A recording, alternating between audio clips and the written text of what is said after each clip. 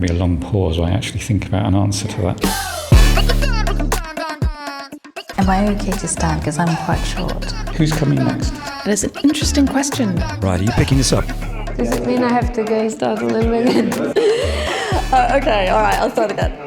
Which theological book do you wish you had read when you first studied theology? I don't know what my answer is to this. I'm tempted to say it would be nice to have read my PhD because it would have made it much easier to write if I'd already read it, but that's probably not the right answer. Do different cultural contexts add or detract from Christian doctrine and ethics? That's a fascinating question. The reason we need diverse voices in Christian doctrine and ethics, I think, really comes down to our sense of what is the body of Christ.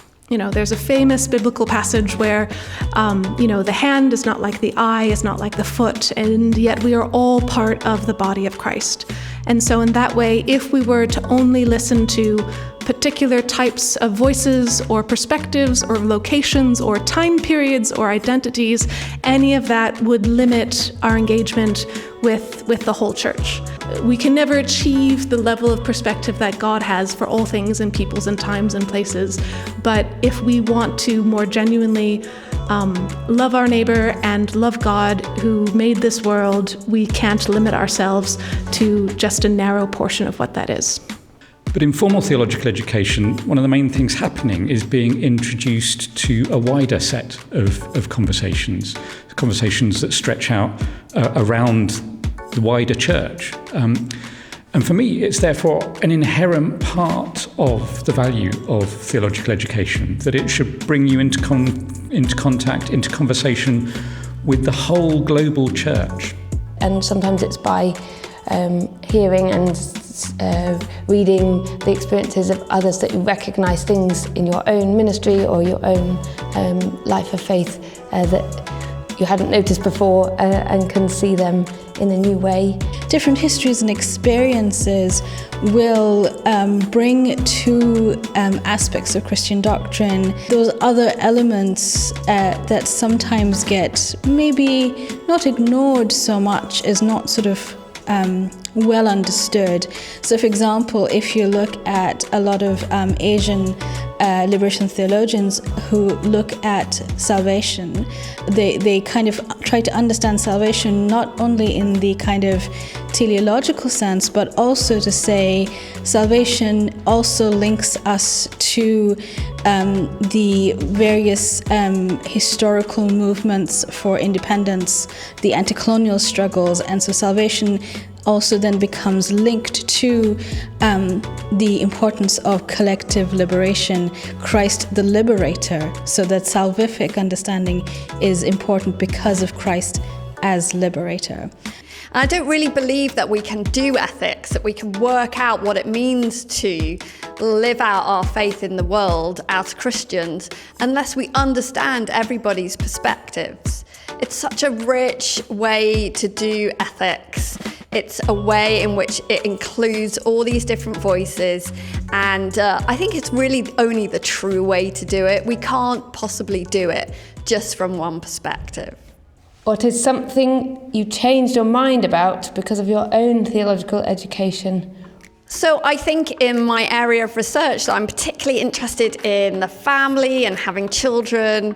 One thing that I'm really conscious of from a white Western perspective is that we think nuclear family. Loads of ethicists, though, talk about how we have to re-narrate that through the gospel, how we are all brothers and sisters. And one thing that was so interesting in being in relationship with people from loads of different cultural backgrounds was to see how that was just like so naturally lived out. That wasn't something I had to learn that because it's not instinctive to me. I had to learn it intellectually, but here was a group of people just living it, living family writ large, in terms of how through baptism we become part of God's amazing, great big family.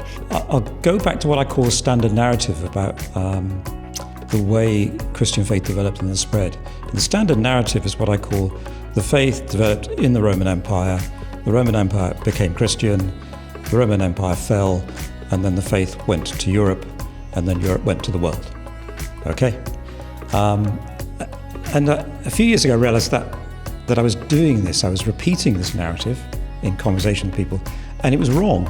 The truthful fact that the faith was spreading beyond the Roman Empire before Constantine. It spread into Asia, into what is now Iran, and along the spice roads for many centuries, even into India, into China, and so on. And some might argue into Japan. And it also spread south, not just into northern Africa, but down into Ethiopia. Our understanding of what it is to be Christian really must take into account a global context. One of the areas I've spent a lot of time working on is the doctrine of Christ, Christology, and thinking about ways in which Jesus has been understood. And I've realised over time just how firmly I grew up with quite a narrow set of images of Jesus available to me. It tended to be a white Jesus, a Western Jesus, a Jesus who looked like me. And part of my study of theology, part of my study in this area of Christology has been discovering more diverse ways of imagining Jesus, the way in which Jesus is imagined by people all around the world as well as throughout history. And partly that's been enriching because it's been exciting to discover those new perspectives and see things about Jesus that I might have missed. It's also been important, I think, because it's helped to wean me a little bit off the idea that I sort of own Jesus or that people like me own Jesus. It's actually been a benefit that Jesus has, some of the images of Jesus I encounter are quite unfamiliar and challenging. One image I'd pick is an altarpiece painted by an artist, Lorna May Wadsworth, who did a Last Supper. And she used a Jamaican model as her model for Jesus. And it's a beardless black man standing there with his arms outstretched, the disciples around him on both sides, looking really piercingly at the viewer. And it's a really powerful image, and it's powerful both because it's unexpected and it makes you look again. And it's also, for someone like me, I think productively uncomfortable. I recognise that this is a Jesus who doesn't look like me, a Jesus who perhaps questions me or disturbs me in ways which I think are important and fruitful. And I think one of the strengths of a lot of global and multicultural Christian engagement is that it is not afraid of, say, for example, looking at the concept of dukkha in Buddhism, which is suffering, and saying we understand suffering also in Christianity. What is the parallel discourse?